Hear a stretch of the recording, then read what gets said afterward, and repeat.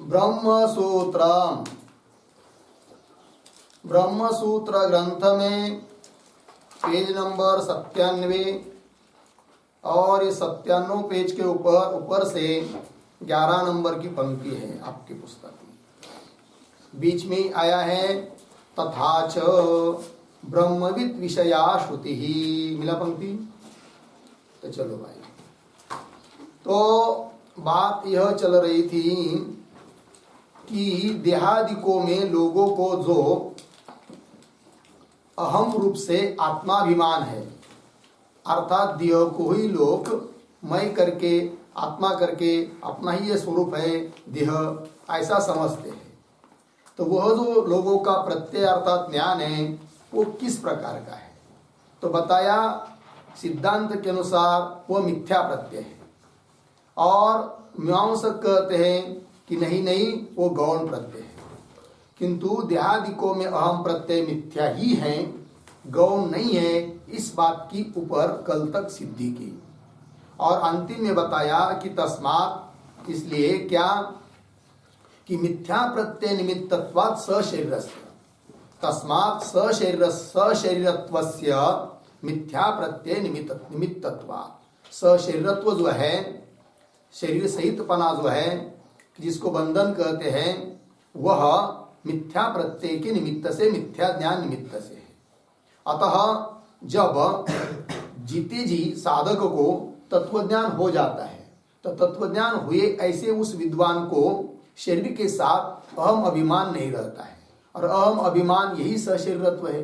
तो शरीर में अहम अभिमान न रहना, तो यही शरीर रहते हुए भी अशरीरत्व है। अतः वह अशरीरत्व रूप मुक्ति, अशरीरत्व रूप जो ब्राह्मी स्थिति है, वह जीते जी ही प्राप्त हो जाती है, इस बात का कथन किया। अब इसी बात के लिए श्रुति का प्रमाण दे रहे हैं जीवन मुक्ति के बारे में। तो वही कह रहे भगवान भाष्यकार, तथाच, मिला पंक्ति, तथाच ब्रह्मविद विषया श्रुति ही, ब्रह्मवेत्ता के बारे में इस श्रुति, यह श्रुति बता रही है। तो प्रमाण दे रहे जीवन मुक्ति में। तो किस लिए श्रुति आ रही है, इस बात को स्पष्ट रूप से समझने के लिए उसके पूर्व में एक छोटा वाक्य लिखे अवतरणिका के रूप में। जीवन मुक्तौ प्रमाणम आह,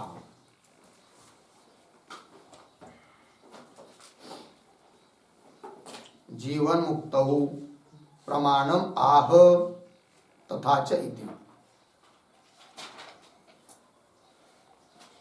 जीवन मुक्ति के बारे में जीति जी मोक्ष अशरीरत्व कैसा हो जाता है, इस बात का स्पष्टीकरण कर रहे, श्रुति प्रमाण दे रहे उसके लिए। तो पढ़ता हूं। तो ब्रह्मविद विषया श्रुति, श्रुति है तद्यथा अहि निर्वयणी वल्मीके मृता प्रत्यस्था शयित एवं एव इदं शरीरम शेते अथ अयम अशरीरः अमृतः प्राणः ब्रह्म एव तेजः एव। यह श्रुति है बृहदारण्यक उपनिषद 4:4-7। अब इस श्रुति के पदों का थोड़ा सा अन्वय करते हैं। लिखेंगे कैसे? तत् यथा अहि निर्वयणी वल्मीके, यहां तक सरल है। फिर आगे प्रत्यस्ता मृता, फिर आगे शयित, आगे सरल है। तो दृष्टांत देकर श्रुति समझा रही है। दृष्टांत क्या है कि जिस प्रकार अहि मतलब सर्प, और अहि निर्वयणी मतलब सर्प की त्वचा, त्वक अर्थात कातिन हम लोग जिसको बोलते हैं, केचुली जिसको बोलते हैं, खाल जिसको बोलते हैं, मतलब सर्प अपने शरीर के ऊपर जो एक खाल आती है ना, केचुली खाल, उसको कुछ दिन के बाद छोड़ देता है और वो कहीं भी पड़ी रहती है, उसके ऊपर ध्यान भी नहीं उसका। ठीक है, तो देखिए, तो अहिर निर्वयनी वल्मीके, वल्मीक कहते वारुण को, हिंदी में क्या कहते पता नहीं, नहीं नहीं नहीं, जिसमें चिटिया आदि रहती है, सर्प भी जाकर बैठ जाता है, ऐसा बड़ा बड़ा बिल सर्प का बिल जो भी हो, हिंदी शब्द हमको पता नहीं। अहि निर्लवयनी वल्मीके, तो उस वारुण आदियों में, वल्मीक में, बिलों में प्रत्यस्ता परित्यक्त मृत वैसी पड़ी रहती है सर्प की त्वचा। एवं एवं इसी प्रकार इदम शरीरम, यह ज्ञानी पुरुष का शरीर शेते पड़ा रहता है, उसमें शरीर भाव नहीं रहता है, अहम अभिमान नहीं रहता है। अथ अयम अशरीर, इसलिए अशरीर हो गया, शरीर रहते हुए भी अशरीर। अमृत प्राण ब्रह्म एव तेज एव, ऐसा बता दिया श्रुति ने। इस श्रुति के पदों का थोड़ा अर्थ लिख लेंगे तो अच्छा होगा। लिखते हैं, प्रतीक है तद,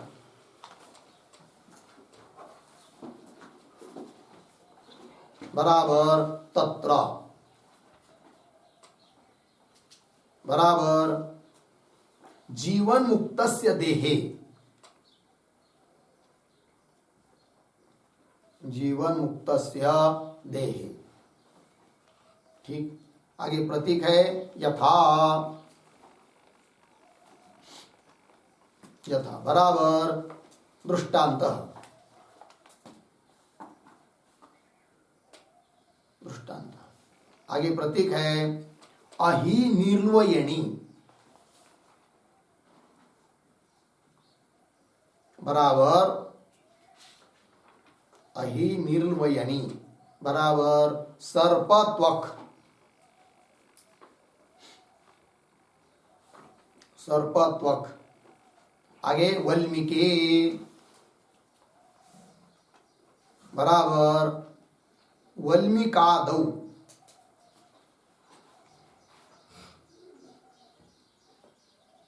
वल्मीकादौ। कौंस में लिख के रख सकते हैं, बिलों में या वारुणादियों में, कौंस बंद। आगे प्रतीक है प्रत्यस्ता,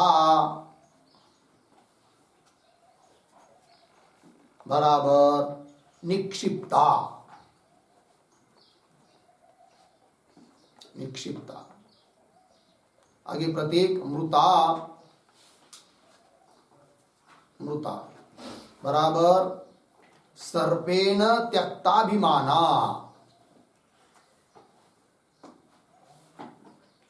सर्पेण त्यक्ताभिमाना।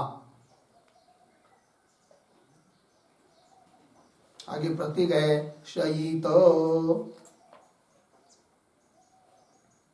शयित, बराबर वर्तेत, वर्तेत। आगे प्रतीक एवं एव, एवं एव, बराबर यथा अयम दृष्टान्तः, यथा अयम दृष्टान्तः। आगे प्रतीक इदम शरीरम, इदम शरीरम, बराबर विदुषा, विदुषा अनात्म भावेन,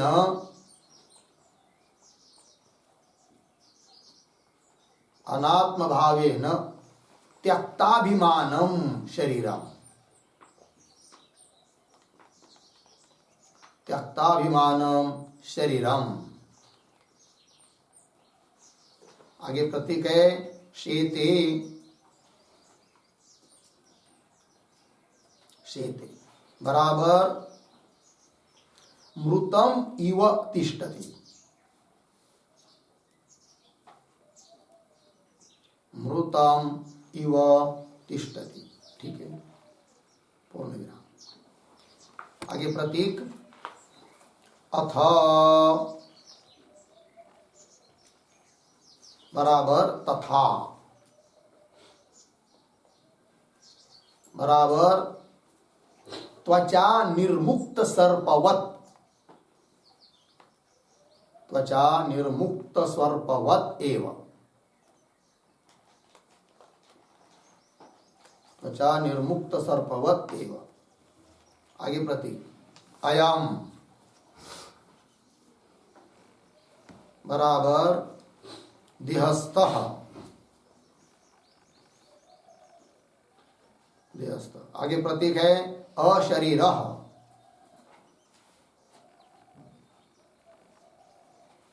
बराबर सर्पस्य त्वचि, सर्पस्य त्वचि अभिमानाभावात् इव, अभिमानाभावात् इव विदुषः देहे, विदुषः देहे अभिमानाभावात्, अभिमानाभावात् अशरीरः, अशरीरः पूर्ण विराम अशरीरत्वात्, अशरीरत्वात्। आगे प्रतीक अमृतः, अमृतः बराबर मरण रहितः, मरण रहितः। आगे प्रतीक है प्राणः, बराबर प्राणीति इति प्राणः, प्राणीति इति प्राणः।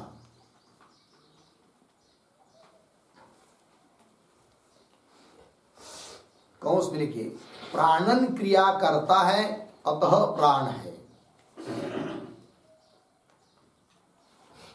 प्राणन क्रिया करता है अतः प्राण है, कौंस बंद बराबर। आगे बराबर चिन्ह देकर जीवन अपि ब्रह्म एव, जीवन अपि ब्रह्म एव।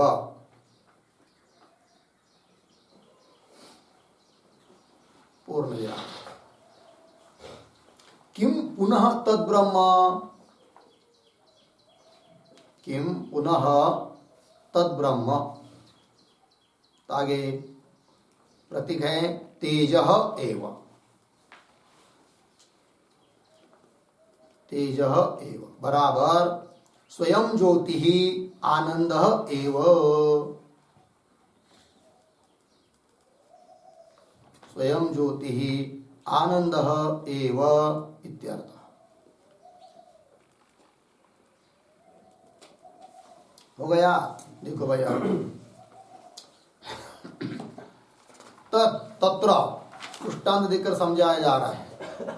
तो जीवन मुक्त के देह में क्या, तो दृष्टांत देकर बता रहे यथा, यथा मतलब जिस प्रकार यह दृष्टांत है कैसा, अहि निर्वयनी सर्पत्व वल्मी के बिल आदियों में प्रत्यस्ता निक्षिप्ता छोड़ी दी जाती है। और वो मृता, मृत है मतलब क्या, सर्पेण त्यक्ताभिमान, सर्प ने उस स्तोक के बारे में अभिमान छोड़ दिया है।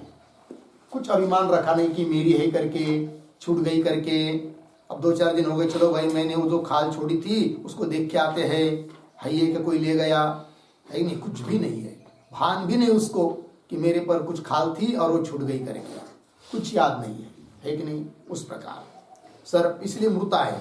सर्पेण त्यक्ता अभिमान शयित वर्तेत पड़ी रहती है। एवं एवं उसी प्रकार, जिस प्रकार ये दृष्टांत बताया उसी प्रकार जीवन मुक्त के देह में क्या, इदम शरीरम मतलब विदुषा अनात्म भावेन त्यक्ताभिमानम, विद्वान के द्वारा अनात्मा समझकर अनात्म दृष्टि से अभिमान उन्होंने छोड़ दिया है शरीर के बारे में। शरीर को मैं समझता ही नहीं है ज्ञानी। तो अनात्म भावेन त्यक्ताभिमानम शरीरम, वो शरीर उसका शेते, शेते का अर्थ कर दिया मृतम इव तिष्ठति, मरा हुआ की तरह पड़ा रहता है कि नहीं। जैसे वो केचुली की तरफ सर्प का ध्यान नहीं है, उसी प्रकार जिसको यथार्थ रूप से अहम ब्रह्मास्मि दृढ़ साक्षात्कार हुआ है, उस देह भावना नष्ट हुई है, देहात्माभिमान नष्ट हुआ है, उसका भी देह जीता जी भी मृत्यु की मरा हुआ की तर रही है, ये कह रहे हैं। तो मृतम इव तिष्ठति। अथ आगे तथा मतलब कैसे, त्वचा निर्मुक्त सर्पवत एव, जैसे सर्प ने त्वचा को छोड़ दिया है उसकी तरह ही अयम अशरीर, अयम मतलब वह ज्ञानी देह में स्थित कैसा है, वो अशरीर, अर्थात जैसे सर्पस्य त्वची अभिमानाभाव, सर्प का अपने उस त्वचा में अभिमान नहीं है, उसी प्रकार विदुषः विद्वान को उस अपने देह में अभिमानाभावात अभिमान नहीं है, अतः वो क्या हुआ, अशरीर, देह में रहता हुआ भी अशरीर हुआ। यही अशरीरत्व स्थिति है। ठीक है जी। आगे अशरीरत्वात् एव, शरीर रहित हुआ, क्योंकि जब तक शरीर के साथ तादाद में अभिमान है तब तक आदमी स्वयं को समझता है क्या, मेरा जन्म हुआ है, मैं मरूंगा, मैं बूढ़ा हो गया हूं, वगैरह वगैरह।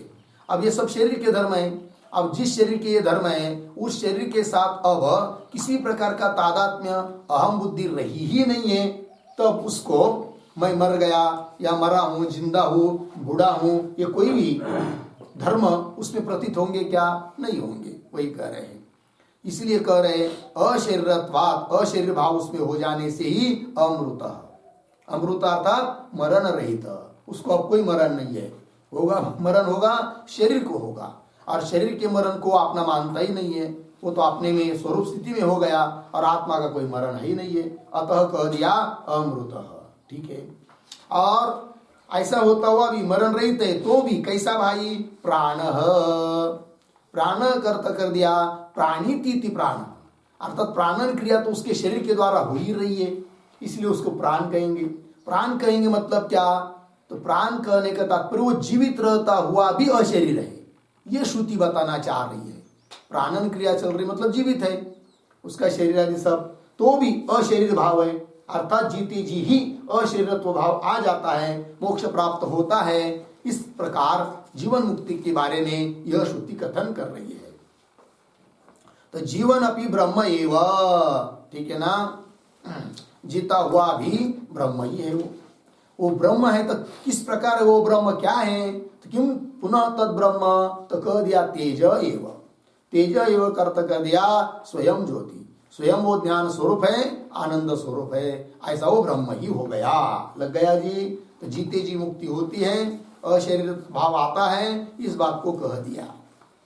आगे और एक श्रुति का प्रमाण दे रहे हैं, क्या है वो, सचक्षु अचक्षु इव, सकर्णः अकर्णः इव, सवाक् अवाक् इव, समना अमना इव, सप्राणः अप्राण इव इति च। यह भी श्रुति है। इस श्रुति में भी जीवन मुक्ति बताइए। कैसे, सचक्षु अचक्षु इव, वस्तुतः वो अचक्षु है, कोई चक्षु आदि उसमें नहीं है, वो ब्रह्मस्वरूप हो गया, तो भी सचक्षु, चक्षु की तरह है, चक्षुवान की तरह है। ठीक है ना जी, अर्थात जीते जी मुक्ति है उसकी, है नहीं। उसी प्रकार ये सभी वाक्य वैसे ही लगाना है। सकर्ण अकर्ण इव, वस्तुतः कर्ण रहित होने पर भी बाधित कर्ण आदि की, चक्षुरादि की अनुवृत्ति से वो सचक्षु है, सकर्ण है, ऐसा व्यवहार होता है। वही कह रहे आगे फिर अवाक, है कि नहीं, सवाक अवाक इव, समना अमना इव, इसी प्रकार सप्राण अप्राण इव इति च। लग गया जी। तो ये अर्थ सरल है, तो भी एक वाक्य लिखिए, उसके आधार पर ये सभी लग जाएंगे। लिखते वस्तुतः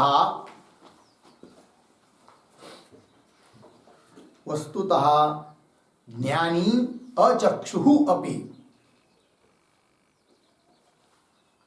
वस्तुतः ज्ञानी अचक्षु अपि बाधित चक्षुरादि अनुवृत्त्या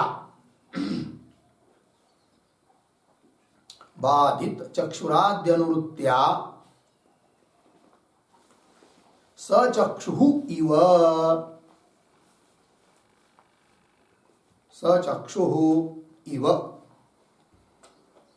इत्यादि योज्यम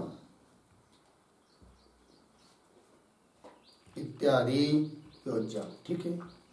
वस्तुता वो ज्ञान कैसा है भाई? अचक्षु है तो भी बाधित चक्षुरादि की अनुवृत्ति हो रही है, बाधित रूप से शरीर की प्रतीति भी उसको हो रही है, इसलिए अचक्षु होता हुआ भी वो सचक्षु की तरह है। ठीक है, ये कहा। और इतना ही नहीं, तो इसके लिए स्मृति भी प्रमाण है। वो कौन है तो दे रहे, आगे देखिए। स्मृति अपि च, क्या है वो? स्थित प्रज्ञस्य का भाषा है कि नहीं? का वचन है? श्रीमद् भगवद गीता अध्याय नंबर 2 श्लोक नंबर 54।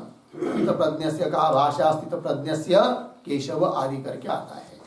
तो चलिए, तो स्मृति भी कह रही है, स्मृति अपि च स्थित प्रज्ञस्य का भाषा इत्याद्या स्थित प्रज्ञ लक्षणानि आचक्षाणा विदुषः सर्व प्रवृत्ति असंबंधम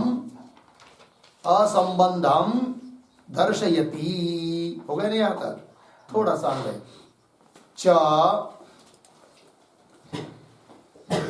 स्थित प्रज्ञस्य का भाषा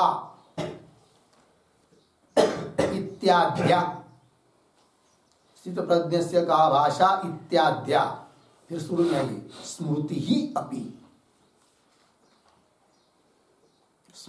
अपि, आगे स्थित प्रज्ञ लक्षणानि, आगे सरल है। च मतलब और, स्थित प्रज्ञ से का भाषा, स्थित प्रज्ञ अर्थात ज्ञानी महात्मा, उसकी भाषा का, भाषा कौन है? भाषा मतलब लक्षण, उसका क्या लक्षण है ऐसा पूछा गया है। इसका मतलब जीते जी मुक्ति है। यदि जीते जी मुक्ति नहीं होती तो स्थित प्रज्ञ का लक्षण क्यों पूछते? स्थित प्रज्ञ वही होता है जिसको ज्ञान प्राप्त हुआ है कि नहीं? और वो जीवित है तभी तो उसका लक्षण पूछा जा रहा है ना। इसका मतलब जीवन मुक्ति के बारे में यह गीता वचन भी प्रमाण हो गया। स्थित प्रज्ञ से का भाषा इत्याद्या स्मृति अपि, यह है इत्यादिक स्मृति भी क्या कह रही है? स्थित प्रज्ञ लक्षणानि, स्थित प्रज्ञ के लक्षण इत्यादिकों को आचक्षाणा मतलब कहती हुई इस बात को दिखा रही है क्या? कि विदुषः सर्व प्रवृत्ति असंबंधम, विद्वान का सभी प्रवृत्तियों के साथ कोई संबंध नहीं है। खा रहा है, पी रहा है, चल रहा है, सो रहा है, बोल रहा है, उपदेश भी दे रहा है कदाचित, तो भी उसको पूछेंगे तो कहेगा मैं कुछ नहीं करता। हो रहा है शरीर के माध्यम से, क्या हो रहा है हम भी नहीं जानते, लग गए कि नहीं, ऐसा। तो सर्व प्रवृत्ति असंबंधम मतलब तात्पर्य किसी भी कार्य में उसका कर्तृत्व भाव नहीं है, अर्थात स्वयं को कर्ता नहीं समझता है, भोक्ता भी नहीं समझता है, क्योंकि शरीर के साथ तादात्म्य जिसका रहता है वही स्वयं को कर्ता भोक्ता समझता है। अब शरीर के साथ तादात्म्य नहीं रहा, अहम ब्रह्मास्मि यह उसका दृढ़ निश्चय हुआ, तो ब्रह्म तो व्यापक है, उसमें किसी प्रकार की क्रिया नहीं है, अतः न कर्तृत्व है न भोक्तृत्व है। और ब्रह्मविद ब्रह्मैव भवति, वो ब्रह्म ही है, अतः वो स्वयं में कर्तृत्व भोक्तृत्व भाव उसमें स्वप्न में भी नहीं आते हैं। लग गया अर्थ? इसलिए किसी प्रवृत्ति के साथ उसका संबंध नहीं है। सर्व प्रवृत्ति संबंधम दर्शयति, दर्शयति, दर्शयति का कर्ता कौन है? स्मृति ही दर्शयति, स्मृति दिखा रही है। ठीक, आगे चलिए। तस्मात् न अवगत ब्रह्मात्म भावस्य यथा पूर्वम संसारित्वम। ठीक है कि नहीं? उपसंहार कर रहे भाई। तस्मात् न का अन्वय बाद में कर सकते हैं, कैसा? तस्मात् अवगत ब्रह्मात्म भावस्य यथा पूर्वम संसारित्वम न। यार तो हुआ क्या? इसलिए कि अवगत ब्रह्मात्म भावस्य मतलब ब्रह्म भाव अर्थात ब्रह्मात्मैक्य है कि नहीं? ब्रह्म ही मैं हूं, मैं ही ब्रह्म हूं। इस प्रकार ब्रह्मात्म भाव का जिसको क्या हुआ? साक्षात्कार हुआ है, अवगत हुआ है, ज्ञान हुआ है, अहम ब्रह्मास्मि दृढ़ निश्चय हुआ है, उसको उसमें यथापूर्वम संसारित्वम न, यथापूर्व मतलब ज्ञान होने के पहले जैसा जिस प्रकार उसमें संसारित्व था, मैं करता हूं, भोगता हूं, शरीरवान हूं, ऐसा वो समझता था, ऐसा कुछ भी अब वो समझता नहीं है। अर्थात तत्व ज्ञान का यह दृष्ट फल है कि नहीं। इसलिए सिद्ध वस्तु का प्रतिपादन वेद के द्वारा हो रहा है। पूर्व पक्षी ने पीछे एक शंका की थी कि जैसे सिद्ध वस्तु रज्जु का प्रतिपादन तो सफल दिखाई दे रहा है, क्योंकि यम रज्जु ऐसा ज्ञान हुआ तो तुरंत भय कंपादिक दूर हो जाते हैं। उस प्रकार ब्रह्म का श्रवण करने पर भी उस श्रवण करने वाले में संसारित्व तो पहले की तरह ही दिखाई दे रहा है। अतः सिद्ध वस्तु ब्रह्म का प्रतिपादन करने से तो कुछ लाभ दिखाई नहीं दे रहा है, और निष्फल वस्तु का प्रतिपादन वेद तो कर नहीं सकता है। तो कैसा सिद्ध वस्तु ब्रह्म का प्रतिपादन होगा स्वतंत्र रूप से वेद का, ऐसा पूर्व पक्ष ने कहा था, शंका की थी। उसका उत्तर दिया क्या भाई कि जो ब्रह्म का श्रवण कर रहा है उसमें भले संसारित्व पहले की तरह दिखाई दे रहा है, किंतु श्रवण मनन निधिध्यासन आदि करके जिसको यथार्थ साक्षात्कार हुआ है उसमें तो पहले की तरह संसारित्व नहीं है। अतः सिद्ध वस्तु जो ब्रह्म उसके प्रतिपादन का भी फल है।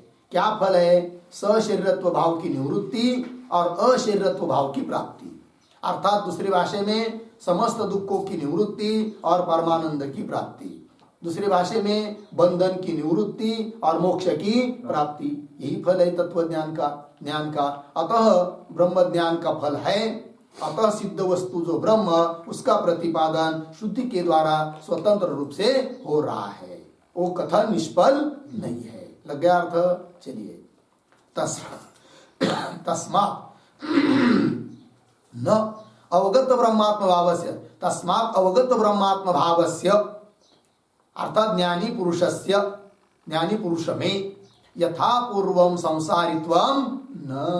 लग गया अर्थ? आगे चलिए, इसी बात को अब व्यतिरिक्त मुख से कह रहे हैं। यस्य तु यथा पूर्वम संसारित्वम न असौ अवगत ब्रह्मात्म भाव। लग गया जी? समझ लीजिए, किसी व्यक्ति में उसने सब श्रवण मनन निधिध्यासन सब किया है, स्वयं को ज्ञानी भी समझ रहा है, किंतु यदि उसमें पहले की तरह ही ज्ञान होने के पहले जैसा उसमें संसारित्व था वैसा यदि संसारित्व आज भी दिखाई दे रहा है तो समझना चाहिए उसको यथार्थ रूप से ब्रह्म के ज्ञान हुआ ही नहीं है।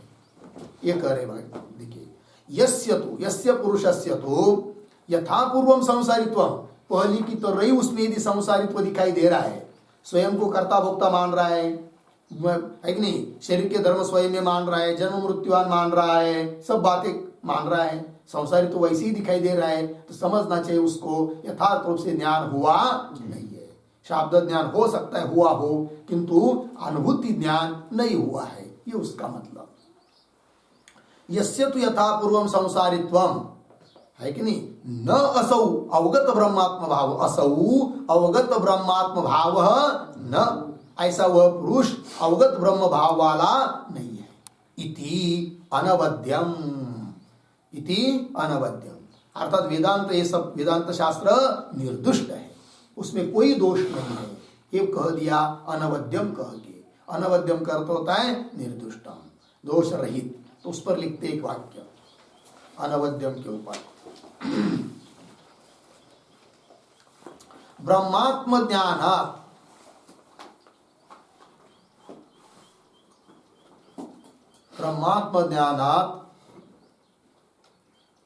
मुक्तिलाभात्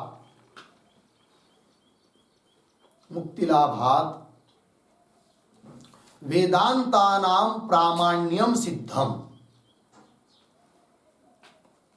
वेदांतानां प्रामाण्यम सिद्धम, अर्धविराम, हितशासनात् शास्त्रत्वं च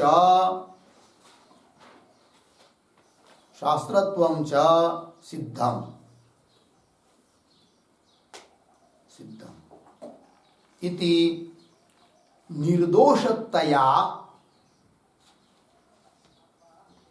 इति निर्दोषतया वेदांत शास्त्रम स्थितम, वेदांत शास्त्रम स्थितम इत्यर्थः। अर्थ को देखिए भाई, ब्रह्मात्म ज्ञानात् मुक्ति लाभात्, ब्रह्मात्म ज्ञान जीव ब्रह्म की एकता का यथार्थ दृढ़ परोक्ष ज्ञान रूप मोक्ष का लाभ होने से, ब्रह्मात्म ज्ञानात् मुक्ति लाभात्, ब्रह्मात्म के ज्ञान रूप मुक्ति का लाभ होने से वेदांता नाम प्रामाण्यम, अतः वेदांत में क्या है? प्रामाण्य है, अप्रमाण नहीं है, प्रामाण्यम सिद्धम।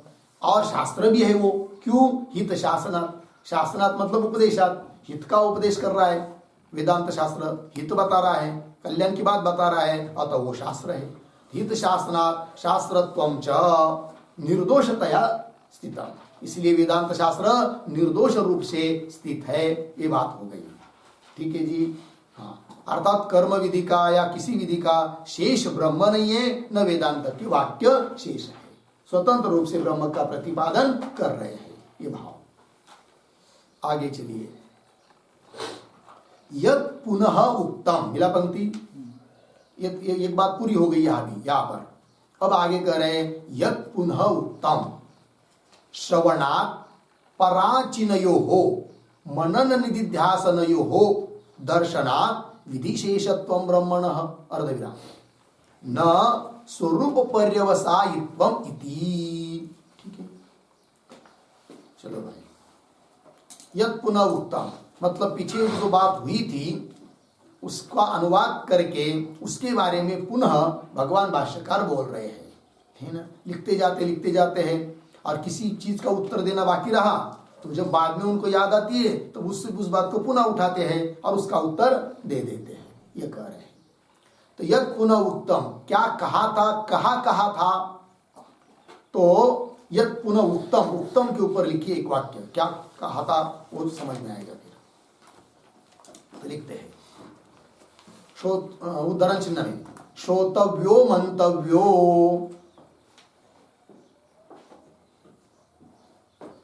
श्रोतव्यो मंतव्यो, उदाहरण चिन्ह इत्यादिना,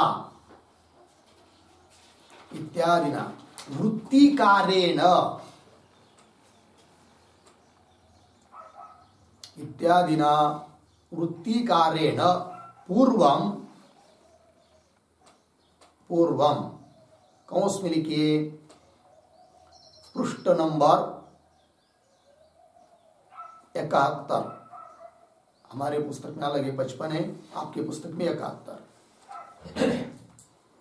कौंस बन यद उक्तम तत् अनुवदति इत्यर्थः। ठीक है जी, चलो भाई।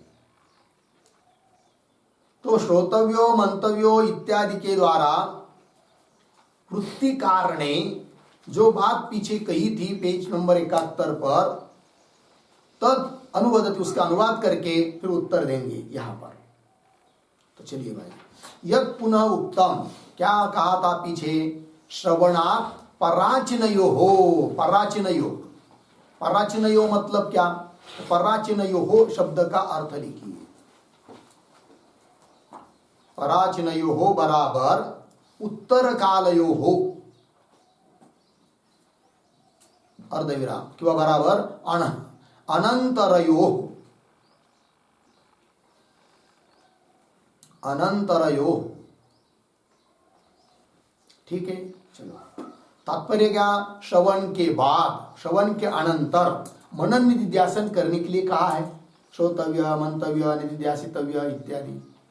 देखो भाई, श्रवणात् पराचिनयो, मूल भाष्य में श्रवणात् पराचिनयो हो मनन निधिध्यासनयो, श्रवण के बाद होने वाले कौन, मनन निधिध्यासनादि, है कि नहीं।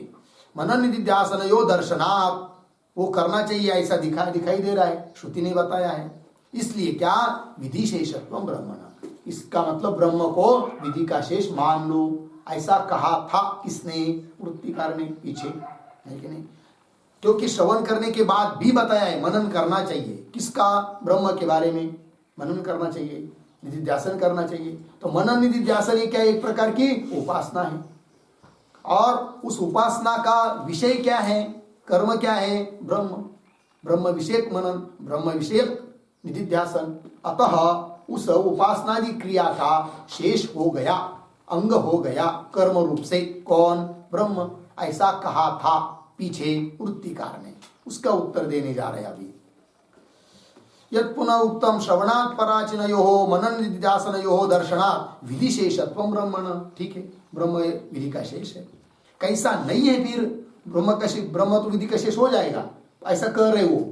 कैसा नहीं है, न स्वरूप पर्यवसायित्व, ब्रह्म में स्वरूप पर्यवसायित्व नहीं है, अपितु विधि शेषत्व है, ऐसा कहा था। इति लग गया, उसका उत्तर दे रहे आगे की पंक्ति से न। किंतु ये स्वरूप पर्यवसायित्व का तात्पर्य भाव क्या है, तो उस पर लिखते एक वाक्य, न स्वरूप पर्यवसायित्वम, ये प्रतीक, न स्वरूप पर्यवसायित्वम प्रतीक है, बराबर मनन निधिध्यासनम विना, मनन निधिध्यासनम विना श्रवण मात्रेण, श्रवण मात्रेण स्वस्वरूपे, स्वस्वरूपे निश्चित तात्पर्यवान,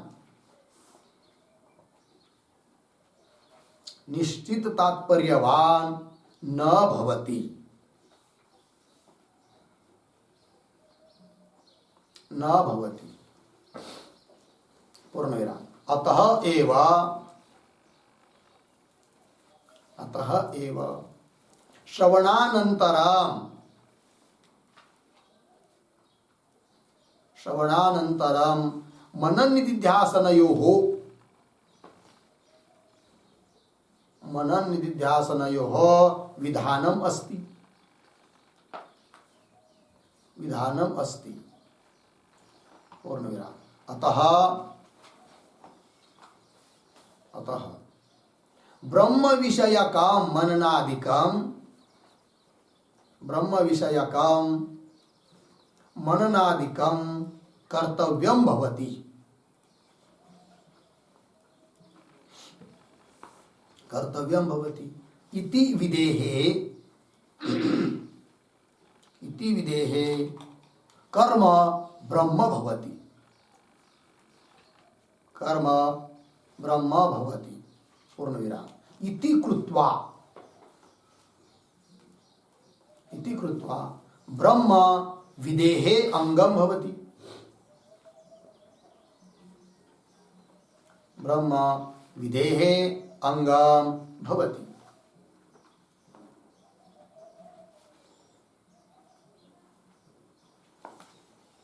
इति पूर्व पक्षस्य आशयः, इति पूर्व पक्षस्य आशयः। ठीक है, चलो भाई अर्थ। तो उसका अभिप्राय क्या है उस पूर्व पक्षी का, वृत्तिकार आदिकों का, तो वह कह रहे न स्वरूप पर्यवसायित्व मतलब क्या। तो देखिए भाई, मनन निधिध्यासनम विना, मनन निधिध्यासन के बिना केवल श्रवण मात्र से स्वस्वरूप में निश्चित तात्पर्य वाला नहीं होता है साधक। यही न स्वरूप पर्यवसायित्व, श्रवण मात्र से स्वरूप में स्थित नहीं होता है। इसीलिए तो बताया है श्रवण के बाद मनन निधिध्यासन करो करके।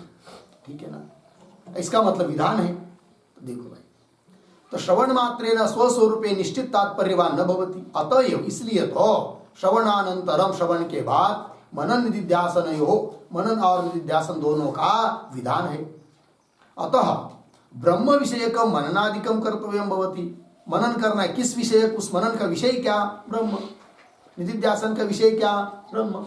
तो ब्रह्म विषय का मननादिकम कर्तव्यम भवति इति, इस प्रकार विदेहे कर्म, ये जो मनन और निधिध्यासन रूप विधि है, उस विधि का है नहीं, उस क्रिया का कर्म, मानसिक क्रिया का कर्म कौन बन गया, ब्रह्म। तो इति विदेहे कर्म ब्रह्म भवति इति कृत्वा, ऐसा होने से ब्रह्म विदेहे अंगम भवति। ब्रह्म क्या हुआ? विधि का अंग है, तो हो गया अंग। ऐसा पूर्व पक्षी कहना चाहता था, उसका उत्तर आप दे रहे। देखिए मूल भाष्य में आइए, यत् पुनः उत्तम श्रवणात् पराचनयोः मनन निध्यासनयोः दर्शनात् विधिशेषत्वं ब्रह्मणः अर्धविराम न स्वरूप पर्यवसायित्वम इति। उसका उत्तर दे रहे न, ये बात नहीं है। क्यों? अवगत्यर्थत्वात् मनन निधिध्यासनयोः। ठीक है, मनन निधिध्यासन भी अवगति के लिए है। अवगति मतलब साक्षात्कार, ब्रह्म साक्षात्कार के लिए ही है। अर्थात श्रवण का जो फल है वही फल है मनन निधिध्यासन का। अतः वो उसमें अंगांगी भाव नहीं है, अर्थात ब्रह्म कुछ अंग बनेगा ऐसी बात नहीं है। न श्रवण का अंग है मनन निधिध्यासन, अतः उस मनन निधिध्यासन का विषय ब्रह्म वो भी अंग नहीं है। ठीक है, अंग तब बनता यदि श्रवण का फल अलग होता और उस श्रवण को सिद्ध करने के लिए मनन निधिध्यासन होता, तब श्रवण का अंग बनता कौन? मनन निधिध्यासन। और उस मनन निधिध्यासन का भी अंग बनता कौन? ब्रह्म। किंतु ऐसा नहीं। जैसे दर्श स्वर्ग के लिए होता है कौन? दर्श पूर्णमास याग, और उसके लिए होते प्रयाजादि याग। तो प्रयाजादि याग का फल सीधा स्वर्ग नहीं है, अपितु प्रयाजादि किसके लिए है? दर्श पूर्ण याग को संपन्न करने के लिए है। उस प्रकार यदि श्रवण का फल अलग है और उस श्रवण को सिद्ध करने के लिए मनन निधिध्यासन होते, तब उस श्रवण के अंग बनते कौन? मनन निधिध्यासन, और उसका अंग बनता ब्रह्म आदि। किंतु ऐसी बात नहीं है। जो फल श्रवण का है वही फल मनन निधिध्यासन का है, ब्रह्म साक्षात्कार। अतः उसमें अंगांगी भाव नहीं है, अतः ब्रह्म भी अंग नहीं बनता है, शेष नहीं बनता है। अंग मतलब शेष बनना, वो नहीं है। वही दे रहे देखिए, न अवगत्य अर्थत्वात् मनन निधिध्यासनयोः। मनन निधिध्यासन भी किस लिए है? अवगति के लिए। अवगति मतलब साक्षात्कार के लिए ही है। तो यहां पर जो वाक्य है ना, अवगत्य अर्थत्वात् मनन निधिध्यासनयोः, मनन निधिध्यासन, इसके ऊपर लिखिए एक वाक्य, श्रवणवत्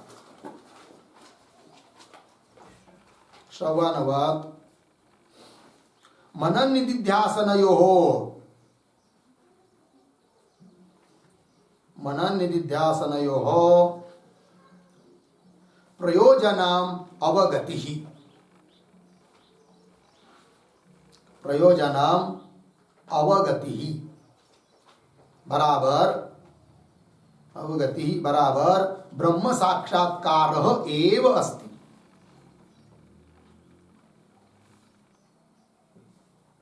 ब्रह्म साक्षात्कारः एव अस्ति अर्धविराम, न भिन्नम, न भिन्नम। अतः न ब्रह्मणः विधिशेषत्वम्, अतः न ब्रह्मणः विधिशेषत्वम् इत्यर्थः। ठीक, अर्थ को देखिए भाई। श्रवण व श्रवण की तरह, मतलब श्रवण का प्रयोजन जैसा ब्रह्म साक्षात्कार है, उसी प्रकार मनन निधिध्यासनयोः प्रयोजनम, मनन निधिध्यासन का भी प्रयोजन अवगति ही है, ब्रह्म साक्षात्कार ही है। न भिन्न भिन्न, यदि कोई अन्य भिन्न प्रयोजन होता, श्रवण को सिद्ध करना आदि आदि, तब वो अंग बनते। ठीक है, न भिन्नम, अतः न ब्रह्मण विधिशेषत्वम्, इसलिए श्रवण का शेष मनन निधिध्यासन नहीं है और उसका शेष ब्रह्म ऐसा नहीं है। ठीक है जी, चलिए पंक्ति ऊपर भाष्य में, न ये पूर्व पक्षी ऐसा मत बोलो, क्यों?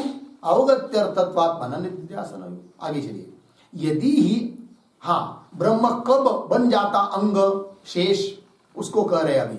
यदि ही अवगतम ब्रह्म अन्यत्र विनियुज्येत भवेत् तदा विधिशेषत्वम, तब वो विधिशेष बनता। क्या अर्थ है देखिए भाई, यदि ही अवगतम ब्रह्म, अवगतम ब्रह्म ज्ञात ब्रह्म, ब्रह्म का ज्ञान हो गया है, तो ज्ञात ब्रह्म अन्यत्र, अन्यत्र शब्द का अर्थ लिखिए, अन्यत्र बराबर कर्मादिषु,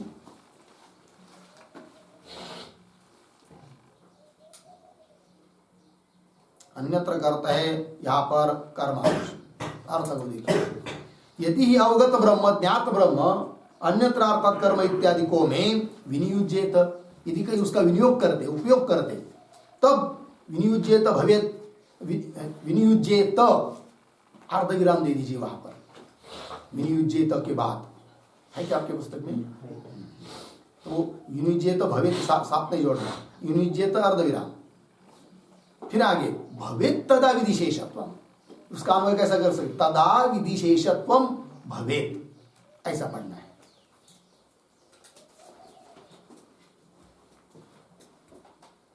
तदा विधिशेषत्वम भवेत, तो अर्थ हो देखिए फिर, यदि अवगतम ब्रह्म ज्ञात ब्रह्म अन्यत्र कर्म आदि में विनियुज्येत, उसको कहीं जोड़ते, उसका कहीं उपयोग होता दधि आदि की तरह, तब तो तदा विधिशेषत्वम भवेत, तब तो विधि का शेष बनता कौन? ब्रह्म। किंतु ब्रह्म का ज्ञान हुआ तो ज्ञान होने के बाद है कि नहीं, तो ज्ञात ब्रह्म कहीं पर कर्म आदि में जोड़ा जाता है क्या?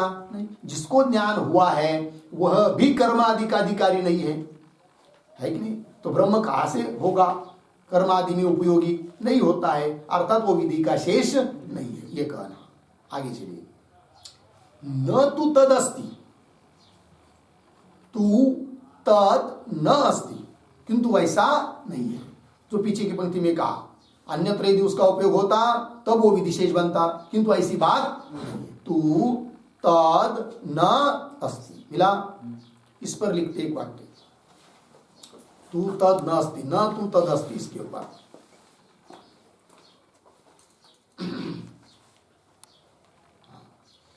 लिखेंगे ब्रह्मणि, ब्रह्मणि न विधिशेषत्वम, न विधिशेषत्वम बराबर न विधि अंगत्वम, न विधि अंगत्वम पूर्ण विराम, विदेहे शेषः सह भवति, विदेहे शेषः सह भवति, यह आदौ ज्ञातः भवेत्, यह आदौ ज्ञातः भवेत् अर्धविराम, तथा स्वयं फलम न स्यात्, तथा स्वयं फलम न स्यात्, यथा दधि इत्यादि, यथा दधि इत्यादि पूर्ण विराम। किंतु ब्रह्म तो वेदांत श्रवणात्, किंतु ब्रह्म तो वेदांत श्रवणात् पूर्वम, वेदांत श्रवणात् पूर्वम अज्ञातम अस्ति, अज्ञातम अस्ति, तथा तथा ब्रह्मात्मैक्य ज्ञाने सति, ब्रह्मात्मैक्य ज्ञाने सति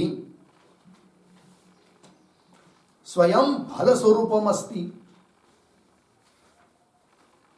स्वयं फल स्वरूपम अस्ति पूर्ण विराम। अतः ब्रह्म न विदेहे अंगम,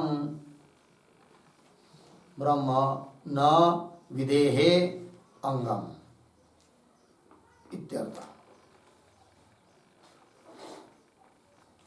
ठीक है, अर्थ को देखिए भाई। ब्रह्मणि विधिशेषत्वम अर्थात ब्रह्मणि न विधिशेषत्वम अर्थात न विधि अंगत्वम, ब्रह्म विधि का अंग नहीं है। क्यों? क्योंकि विधेय शेष, विधि का शेष, विधि का अंग वो बनता है कौन? वो दिया विधेय शेष सहभवती, यह आदौ ज्ञात भवेत्, पहले क्या उसका ज्ञान चाहिए, तथा स्वयं फलम न स्यात्, स्वयं फल रूप नहीं चाहिए। ऐसी चीज बनती है विधि का अंग, जैसे दधि, दधि का ज्ञान है ये दधि है करके, और वो स्वयं फल नहीं है, उसके द्वारा फल की सिद्धि होती है, उसके द्वारा यज्ञ आदि सिद्ध होंगे, फिर उससे फल मिलेगा, ठीक है ना। तो स्वयं फल भी नहीं है वो, इसलिए दधि अंग बन जाता है विधि का। किंतु ब्रह्म तो वेदांत श्रवणात् पूर्वम, वेदांत श्रवण करने के पहले कैसा है? अज्ञात है। ज्ञात नहीं है, ज्ञात होता तो विचार करते अंग है कि नहीं, अज्ञात है अस्ति। और तथा ब्रह्मात्मक ज्ञान सती, ब्रह्म ज्ञान होने के पहले, वेदांत श्रवण करने के पहले अज्ञात है, और जब वेदांत आदि श्रवण करेंगे तो ज्ञात होगा। अब ज्ञात होने पर स्वयं फल स्वरूप है वो, अतः वो अंग नहीं बन सकता। वही कह रहे तथा ब्रह्मात्मक ज्ञाने सती स्वयं फल स्वरूपम अस्ति, स्वयं फल स्वरूप है। अतः ब्रह्म न विदेहे अंगम, ब्रह्म विधि का अंग नहीं है। ठीक है, चलिए आगे मूल भाष्य में। मनन निध्यासनयो अपि श्रवणवत् अवगत्यर्थत्वात्, है कि नहीं। मनन निध्यासन का भी कोई अलग फल नहीं है। तो जैसे श्रवण का फल अवगति है, उसी प्रकार मनन निध्यासन का फल भी क्या है, अवगति, अर्थात ब्रह्म साक्षात्कार ही है। तो मनन निध्यासन अपि श्रवणवत्, श्रवण की तरह अवगत्यर्थत्वात्, अर्थात विधि का शेष फिर बनता नहीं है। कौन? ब्रह्म। न मनन निध्यासन भी क्या श्रवण आदि का अंग नहीं है, और ब्रह्म भी विधि का अंग नहीं है, ये कहना। श्रवणवत् अवगत्यर्थत्वात्। आगे तस्मात् न प्रतिपत्ति विधि विषयतया शास्त्र प्रमाणकत्वं ब्रह्मण संभवति इति, अतः स्वतंत्रम एव ब्रह्म शास्त्र प्रमाणकम वेदांत वाक्य समन्वयात् इति सिद्धम। मिल गया पंक्ति, देखो भाई। तस्मात्, तस्मात् पद का अर्थ लिखिए। तस्मात्, तस्मात् का मतलब लिखिए ब्रह्मणि विधि असंभवात्, ब्रह्मणि विद्य संभवात्। ठीक है, ब्रह्म में कोई विधि नहीं है, न ब्रह्म विधि का अंग है। ठीक है, तस्मात्, इसलिए, न का अन्वय बाद में करेंगे। प्रतिपत्ति विधि विषयतया, प्रतिपत्ति शब्द गया है पीछे बहुत बार। प्रतिपत्ति नाम उपासना है कि नहीं, वृत्तिकार का कहना था कि नहीं, उपासना विधि का शेष मानो ब्रह्म को, तो वैसा कह रहे हैं, अभी खंडन कर रहे हैं। तस्मात् प्रतिपत्ति विधि विषयतया, उपासना विधि का विषय विशेष बनकर, प्रतिपत्ति विधि विषयतया, प्रतिपत्ति विधि का, उपासना विधि का विषय बनकर ब्रह्म शास्त्र प्रमाणक है, यह बात नहीं। अर्थात उपासना मुख्य बताया है वेद में, और फिर उपासना किसकी? ब्रह्म की, इसलिए ब्रह्म का प्रतिपादन हुआ है, ऐसी बात नहीं है। अपितु स्वतंत्र रूप से ब्रह्म का प्रतिपादन शास्त्र में हुआ है, वेदांत में हुआ है, ये कहना। तस्मात् प्रतिपत्ति विषयतया, प्रतिपत्ति विधि विषयतया शास्त्र प्रमाणकत्वं ब्रह्मणः न संभवति, न कान्वैदर, न संभवति, संभव नहीं है। इति, अतः, अतः पद आया। अतः का मतलब, अतः कर लिखिए शेषत्व असंभवात्। अतः का अर्थ है शेषत्व असंभवात्, ब्रह्म शेष नहीं बन पा रहा है ना, शेषत्व असंभवात्। चलिए आगे, मतलब अतः इति, अतः मतलब ब्रह्म शेष न होने से। यदि शेष होता तो अंग रूप से प्रतिपादन होता, किंतु शेष न होने से स्वतंत्रमेव ब्रह्म शास्त्र प्रमाणकम, है कि नहीं। ब्रह्म कैसा है? स्वतंत्र रूप से शास्त्र प्रमाणक है, मतलब शास्त्र ब्रह्म का स्वतंत्र रूप से प्रतिपादन कर रहा है, विधि का अंग है इसलिए प्रतिपादन नहीं कर रहा है। स्वतंत्रमेव ब्रह्म शास्त्र प्रमाणकम, क्यों? वेदांत वाक्य समन्वयात् इति, हेतु दे दिया।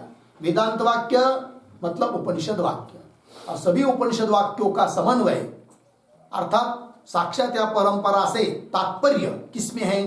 ब्रह्म में ही है कि नहीं। स्वतंत्र ब्रह्म में ही तात्पर्य है सभी उपनिषद वाक्यों का, अर्थात सबका समन्वय ब्रह्म में ही है। समन्वय मतलब क्या? सभी उपनिषद वाक्यों का ब्रह्म में समन्वय, मतलब ब्रह्म का प्रतिपादन करने में ही सभी उपनिषद वाक्यों का तात्पर्य है। फर्क इतना ही है कि कोई उपनिषद वाक्य साक्षात ब्रह्म का प्रतिपादन कर रहे हैं, कोई परंपरा से। इसे देखिए भाई, इत्यतः स्वतंत्रमेव ब्रह्म शास्त्र प्रमाणकम वेदांत वाक्य समन्वयात् इति सिद्धम। लग गया, इसलिए बात सिद्ध हो गई कि स्वतंत्र रूप से ब्रह्म का प्रतिपादन हो रहा है, प्रतिपत्ति विधि विषयतया ब्रह्म का प्रतिपादन नहीं हुआ है। ठीक है, और उस सिद्ध ब्रह्म का प्रतिपादन होता है और उसका फल भी है। इन सभी बातों की सिद्धि हुई। लग गया अर्थ। फिर आगे कह रहे एवं च सती इत्यादि आ रहा है, इसका विचार हम लोग बाद में करेंगे। ठीक है। ओम पूर्णमदः पूर्णमिदं पूर्णात् पूर्णमुदच्यते पूर्णस्य पूर्णमादाय पूर्णमेवावशिष्यते। ओम शांति शांति शांति।